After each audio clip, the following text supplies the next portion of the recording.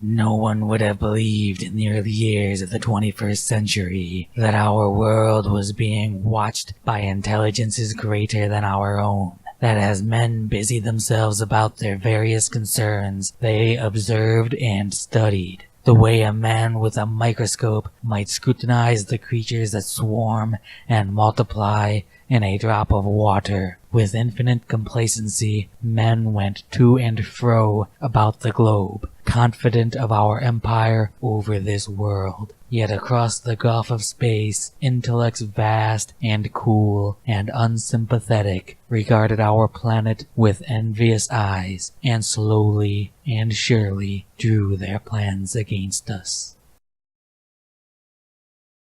So, the War of the Worlds. What is there to even say about this story? It was probably one of the first science fiction stories written about an alien invasion, where the aliens aren't friendly to us, and perhaps one of the most influential science fiction stories of all time. From the original book written in 1898 to the 1938 Orson Welles radio broadcast that allegedly panicked the nation, all the way up to the Spielberg film and beyond. So let's talk about the original story a little bit and the variations of it in film. Now, the book itself was pretty damn good for the time, coming up with all sorts of innovative sci-fi tech, describing aliens as not being anything like humans, and overall just being a really interesting story. Now, the story itself isn't very character-driven in that the protagonist is mostly just narrating the events that happen in the story, so there's no character development or anything like that. Still, though, this book was very innovative and very influential to the sci-fi genre. What sets it apart from other alien invasion stories is that it's not really about destroying the monster, but rather it's about surviving the monster. The story, to sum it up greatly, and it really doesn't do it any justice, you should really read the book, but the story itself goes as follows. The Martians land in cylinders and build their 100-foot-tall, three-legged war machines on Earth. They are equipped with heat rays, steel tentacles, and a gun that shoots a canister filled with some sort of toxic smoke that engulfs the entire city of London. Their machines, however, can be taken out with late 19th century cannons and by being rammed with a Navy vessel, the latter of which they seemed impressed with. After hunkering down with and killing a religious man who eats all the food and loses his mind, to the point of talking loud enough to attract the attention of the nearby Martians, the protagonist joins up with an infantryman who he had met earlier, and who has grand illusions of building cities in the sewers to eventually strike back at them. The Martians were even creating a flying machine towards the end of the book. Before any of this could happen, though, the Martians, just like the red vegetation they had brought with them, die off from bacteria. The Martians themselves are described as being large heads with huge eyes, no nostrils, a single ear, fleshy beak, and having tentacles. The only organs that they had were a brain, heart, and lungs. They fed by stealing the blood from other animals and injecting it into their own bloodstream. And they reproduced asexually by Martians sort of sputting off from the adult host. Now, we achieved flight just 5 years after the Martians were trying to do so when the book was written, and we created chemical weapons that attack the lungs just 17 years after the book was written. We now have chemical lasers to detonate roadside bombs from a distance, though they can't cause an entire brick building to explode, so the Martians could generate more power than we can in real life. And we have the ability to create artificial tentacles and walking machines. A large walking vehicle is impractical for many reasons, such as it being less efficient than using wheels, it having a high center of gravity, its legs being a weak point, and the weight of the vehicle being supported by something that has a small surface area contacting the soft ground. But it does create something intimidating and different for the purposes of the story, so I'll give them that. But we also have vaccines, which puts us at a huge advantage over the Martians, as well as our natural immune system. I think in many ways humanity in the real world has surpassed the Martians in this fictional story. Now, the War of the Worlds radio broadcast, the famous or perhaps infamous radio broadcast, really didn't add anything new to the story. It took place in the late 30s, just before World War II broke out. It's only an hour long and on the radio, so they had to cut out a lot of the story in order to condense the plot of events. The first half of it was mostly done in the style of radio broadcasts. The second half switched to a narration style. Beyond that, the only thing that was different was that it was a bomber instead of a Navy ship that ran into the tripods. Well, that and the fact that the Martians were studying human-designed aircraft, indicating that we were more advanced than them with regards to flight. The panic surrounding this radio broadcast, however, is what makes it so well known, or at least the mass reporting of panic. In reality, only a couple of people called the police asking if the broadcast was a hoax, and that's the extent of it. The newspaper companies didn't like the competition from the new media, however, so they tried to smear it by saying radio was putting out irresponsible hoaxes that caused a panic. Yellow journalism. It existed just as much back then as it does now, and the people back then were just as dumb as the people today with regards to believing all of it. War of the Worlds, the 1953 movie. What is there to even say about this movie? It's both a classic and laughably 50s. The acting and effects are just so hokey. The woman has to freak out and scream at every situation, and there are several moments where you can see strings suspending the alien machines. And yes, I do mean suspending, because they were too cheap to make something with legs and give it stop-motion animation. Either that or flying machines were just the hot rage of the 1950s sci-fi genre. They ditched and changed a lot from the original story of the book, too. The aliens don't appear interested in eating humans in this version, and gone is also the chemical weapon attack. We also see them cause destruction with a heat ray, but they don't try to herd humans like cattle. In this version, they have no use for us. The overall plot is very simple and resembles very little to the original, and can only be said to be a very loose adaptation of this book. Maybe the book was too dark for a 1950s summer blockbuster adaptation, so they made it big, fun, and a little silly, which would also explain the design choice of the alien, but I don't know. This film is important a little bit in the War of the Worlds franchise, though. Not only was it the first film adaptation, but it was the first version to make the alien machines completely immune to conventional weaponry via an energy shield. Also, they take an axe to the tentacle that now sports an eye when hiding out in a house. An important change for later films, or at least one later film. The movie has a sequel in the form of a late 80s TV show. The show has 2 seasons, and it's about the Martians taking control of human bodies so that they can take over the world. The show is a little slow, though, and can be a bit boring if you didn't grow up with it. So if you don't really have nostalgia for it, I wouldn't blame you for giving it a pass. I really tried to get into it, but I couldn't get into it by the 3rd episode. It's just not for me. Too 80s and too slow. War of the Worlds, the 2005 Timothy Hines movie. So this film is the most faithful to the book, and it is also the most faithful to a fault. The pacing is all over the place. It holds on to scenes way longer than it needs to, and I'm talking about the 2-hour-long version, not the original 3-hour-long movie. And the dialogue is ripped straight from the book for the most part, to the point where it's distracting. There are a few things that differ from this movie and the book, but only because it would either take too long to shoot or because of budget reasons, right? It didn't take 15 minutes for the thing to start unscrewing when the thing landed, for example. It had crappy CGI, but it was made in 2005 and with a $5,000 budget. That said, the effects range from passable enough, like when it's something in the background, to god-awful, which ruins it for me, such as with, the tripods. The acting is alright. I've certainly seen a lot worse, but them reading lines from the book limits them, I think. They do show the Martians using a black smoke chemical attack, but it's brief and underwhelming. It seems to come directly out of the machine's tentacles and only be right under them, while in the book they shot canisters into the ground to release it, and the smoke engulfed the entire city of London, which they only mention. Also, they no longer communicate with the loud sirens. Normally, I wouldn't care if a movie strays away from the book a bit, but this one is supposed to be faithful to it, and it isn't in many ways. So if you care about a movie that is faithful to the book, this is the closest that you'll get. If you want a movie that has fun special effects, I'd steer clear of it. If you're looking for a movie that is humorously bad, this doesn't quite fit unless you want to laugh at the special effects and how the characters just randomly start reading from the book, more or less.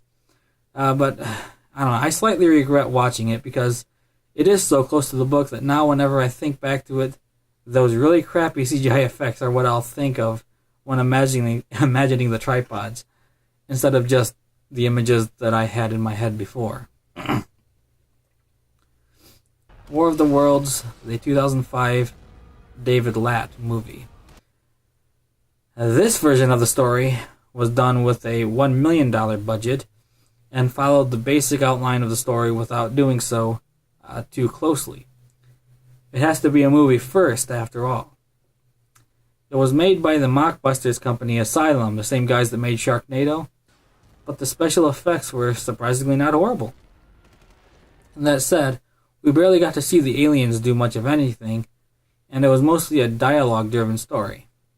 They spend a lot of time with the infantryman and way too much time with the religious guy, but they change things up with regards to who dies and how.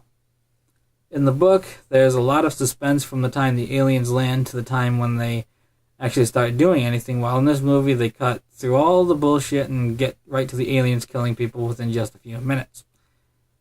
They even show the toxic gas being used in this film, though it's colored green. Sadly, though, they didn't do it in the way that the book said, where the gas basically killed everyone in a large city. Also, the aliens spit acid now. Yeah, I don't know why. Overall, the movie isn't bad, but it comes across to me as a bit boring and generic. With movies like these, you expect to see the aliens go on a huge killing rampages, but that was sidelined to the religious guy talking about his religion or whatever, and how other boring dialogue bits that went on for way too long. Nobody would blame you for skipping this movie. It's not quite mockbusters because the story is over a century old, but it's still a generic B-movie. It didn't even show the ferry scene, it just showed a destroyed ship in the background as they're walking. This movie also has a sequel called War of the Worlds: The Next Wave. It's a bit of a clusterfuck of a movie.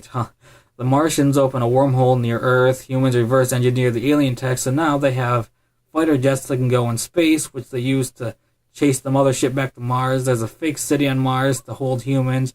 They inject themselves with some kind of infection, and then they infect their, they take their infected blood and inject it into the control brain or whatever on Mars. Yeah.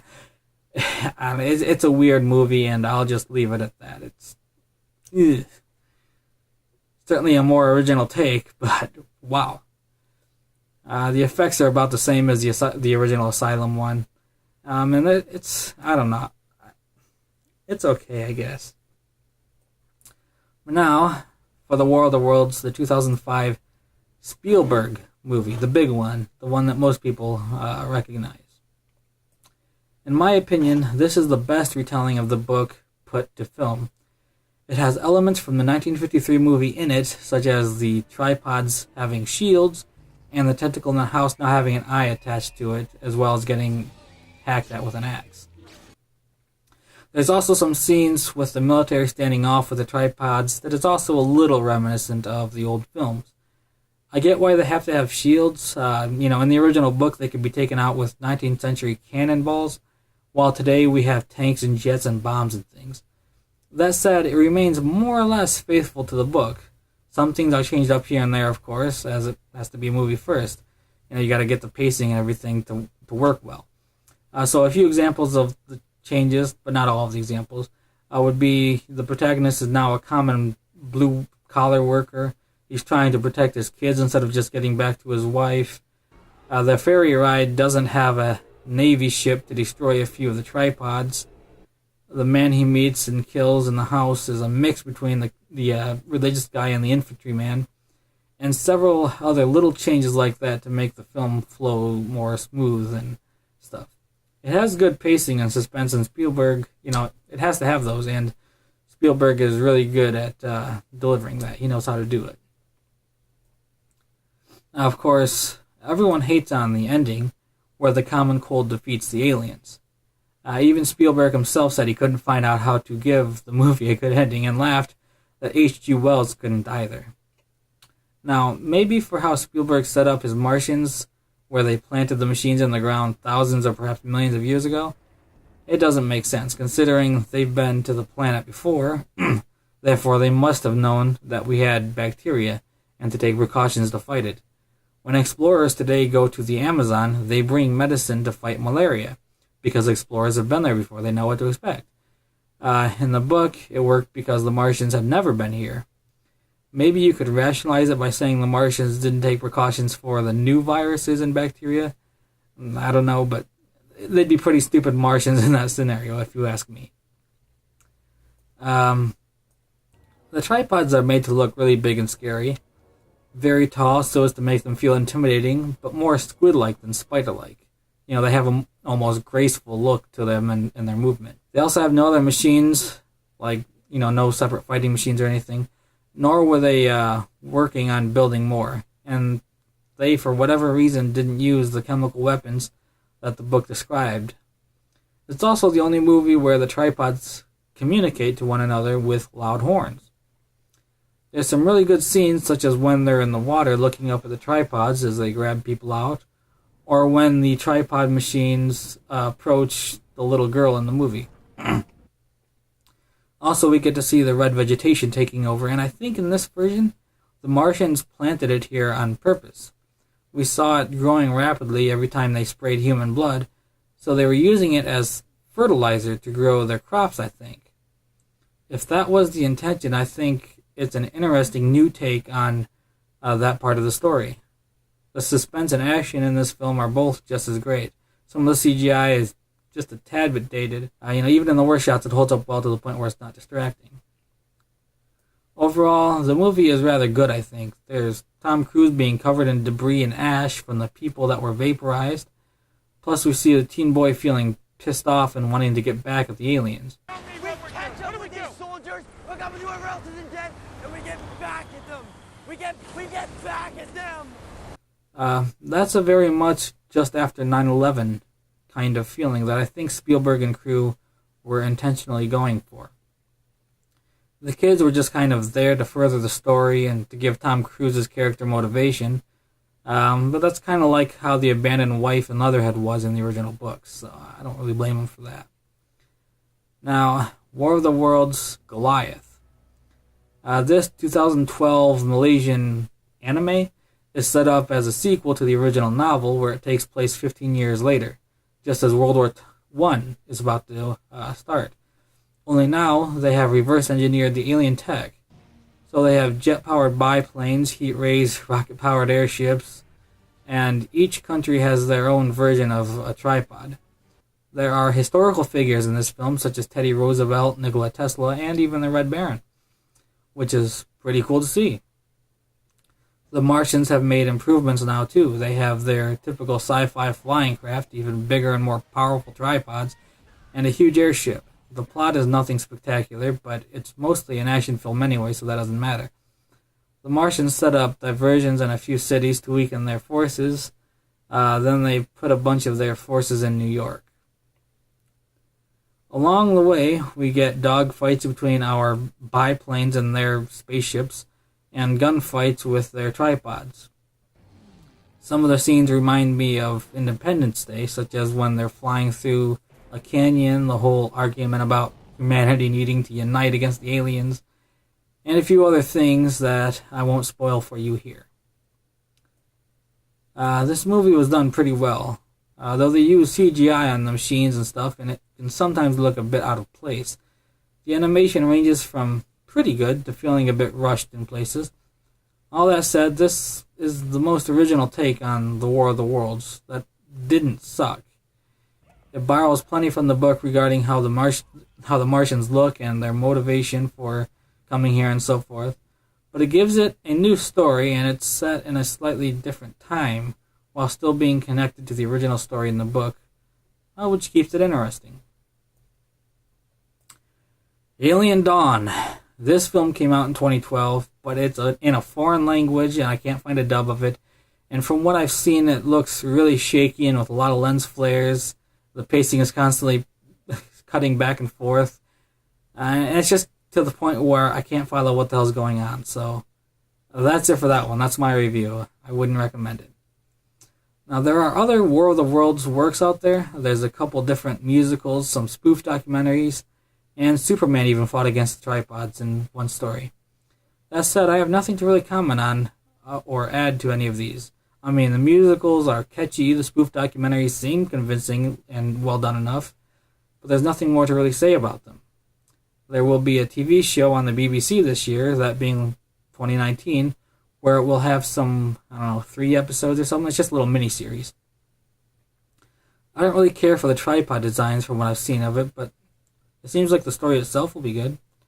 There's a few games on this story too, but they're either bad as a video game or bad as a War of the Worlds adaptation. War of the Worlds isn't about shooting at these things with tanks, it's about hiding and surviving a nearly indestructible monster until they die from diseases. So if I had a time machine and could go back to, let's just say, 1900 and show H.G. Wells the movies that carry on his story, the two I'd show him would be the Spielberg film and its modern take of the story with a few changes to make the story more fluid and relatable, and War of the Worlds Goliath, as it's an interesting direct sequel to his book that I feel he'd appreciate, even if it is just mindless action. So, there you go, guys. That's more or less War of the Worlds movies and TV shows summed up and reviewed. Pretty good story, and some variations of it are bad, some are good. But yeah, for the movies that I'd recommend, it would be the Spielberg one and the 2012 anime. So those are my thoughts. What are yours?